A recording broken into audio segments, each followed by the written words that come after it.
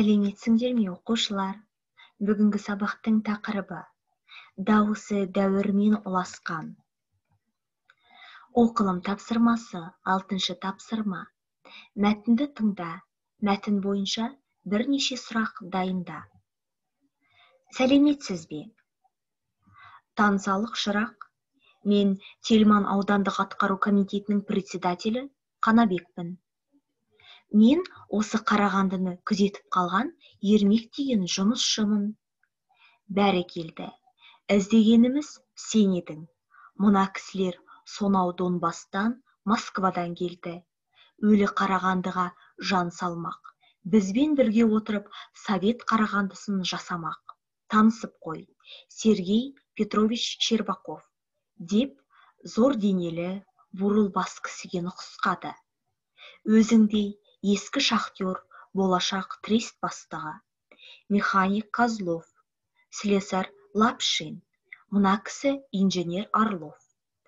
Ермек енді әр қайсысымен қол алысты. Суық, сұрғылт жүзіне қан жүгірген, көзі жайнап барады. Тұйық, ауыр мінез адамның аузынан әлі мардымды ештеме шықпаса да, өңіндегі өзгерістер қуанышын сездіріп тұр. Бұлар танысып болғанша, алақандай Қарағанды хабарланып та болды. Жүгірген бала, жебелей басқан әйел еркектер көрінеді. Маңайдағы колхоздардан көмір алуға келген колхозшылар да, өтіп бара жатқан бірен-саран аттылар да бұрылып, қонақтардың маңына жиналды. Одан-бұдан жиыла-жиыла кішігірім топ құралды.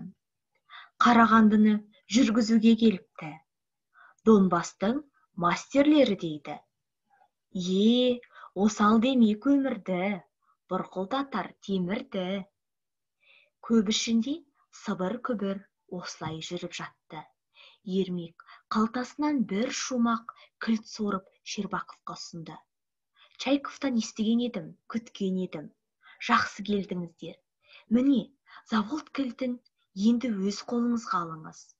Щербаков кілтті алған соң, тебінгідей жалпақ алақанына салып, біраз ойланып тұрды да, кішірек көкшіл көзін төңірекке жіберді.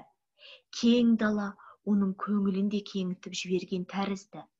Қолын көтере сол далаға мегзей. Жолдастар, деді жуан дауыспен. Күдістеу кең иықты, алып денелі адамның дауысы да зор, салмақты шықты.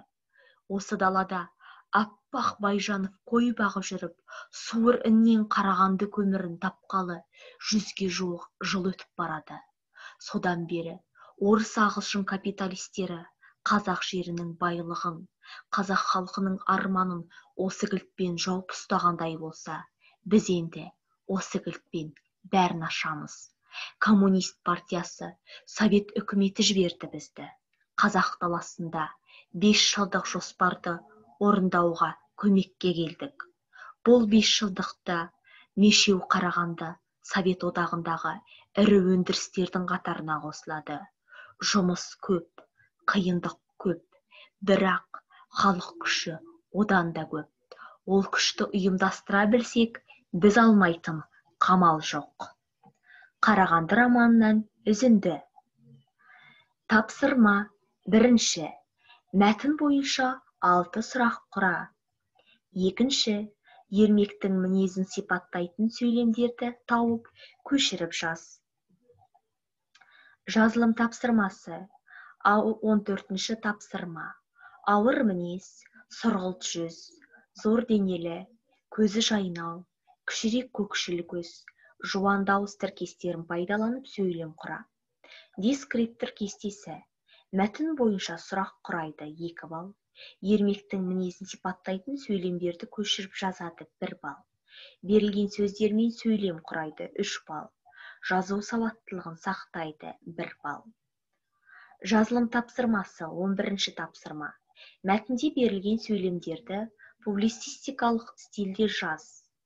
Жұмыс көп, қиындық көп, бірақ халық күші одан да көп. Ол күшті ұйымдастыра білсек, біз алмайтын қамал жоқ. Қазақ даласында 5 жылдық жоспарды орындауға көмекке келдік. Бұл 5 жылдықта Мешеу Қарағанды Совет одағындағы ірі өндірістердің қатарына қосылады. Орыс ағылшын капиталистері қазақ жерінің байлығын, қазақ халқының арманын осы кілтпен жауып ұстағандай болса, біз енді осы кілтпен бәрін ашамыз. Дескриптор кестесі мәтінде берілген сөйлемдерді публицистикалық стильде жазады. 3 балл. Осымен сабақ аяқталды. Сау болыңдар, оқушылар.